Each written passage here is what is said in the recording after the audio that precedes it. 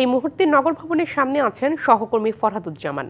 বিস্তারিত জানাতে চলে যাচ্ছে তার কাছে। ফরহাদ, সেখানকার পরিস্থিতি কেমন দেখছেন জানাবেন।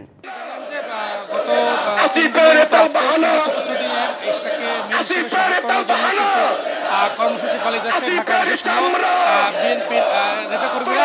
আমরা দেখেছি সকাল থেকেই খন্ড খন্ড মিছিল নিয়ে কিন্তু নগর ভবনের সামনে তারা জড়ো হচ্ছেন।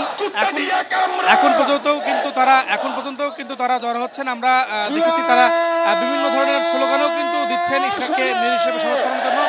পাশাপাশি তারা উপদেষ্টা আসিফ মাহমুদ সজীব ভুঁইয়াকে অপরাজিত ঘোষণা করেছেন এবং এই সিটি কর্পোরেশনে তার প্রবেশ নিষিদ্ধ করেছেন।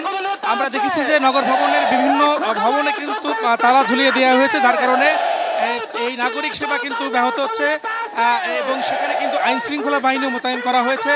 রাজধানীর বিভিন্ন এলাকা থেকে কিন্তু খন্ড খন্ড মিছিল নিয়ে এই নগর ভবনের সামনে আসা হচ্ছে। সড়কে অবস্থান নেওয়ার কারণে কিন্তু দুই পাশের সড়কে যান চলাচল বন্ধ হয়ে গেছে। এই সড়কে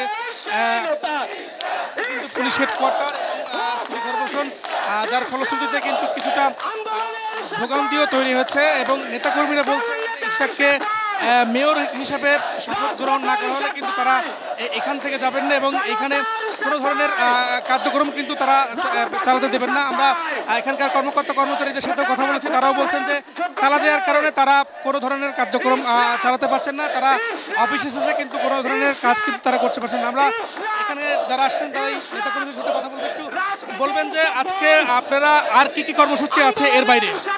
এলএমই সার্টিফাইড বিশ্ব সেরা কপারে তৈরি ওয়ালটন কেবলস, যা আপনার স্থাপনাকে রাখবে সব সময় নিরাপদ। আসলে আমরা প্রতিদিনের মতো আপনারা জানেন আজকেও আমরা প্রোগ্রামে আছি এবং আপনারা জানেন গেজেট প্রকাশের পরেও আমাদেরকে দায়িত্ব বোঝা দেওয়া হচ্ছে না। আমাদের নগরপিতা ইশরাক সাহেব উনিকে যদি অনন্ত বিলম্বে দায়িত্ব বুঝে দেওয়া না হয় আমরা টোটাল ঢাকা সিটি ইনশাল্লাহ অচল করে দিব। আপনি শুনতে পাচ্ছিলেন যে তা বলছেন যে এই ইশরাককে যদি সিটি কর্পোরেশনের মেয়র হিসেবে শপথ গ্রহণ না করানো হয় তাহলে কিন্তু তারা ঢাকা অচল করে দেওয়ারও হুঁশিয়ারি দিচ্ছে।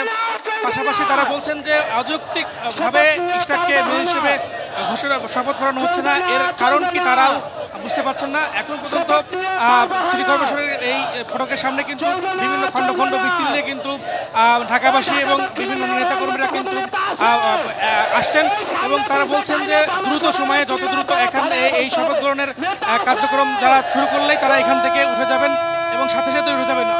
এর বাইরে কিন্তু তারা এই কর্মসূচি কিন্তু অব্যাহত রাখবেন এবং এই সিটি কর্পোরেশনের কোনো ধরনের কার্যক্রম কিন্তু তারা চালাতে দেবেন না।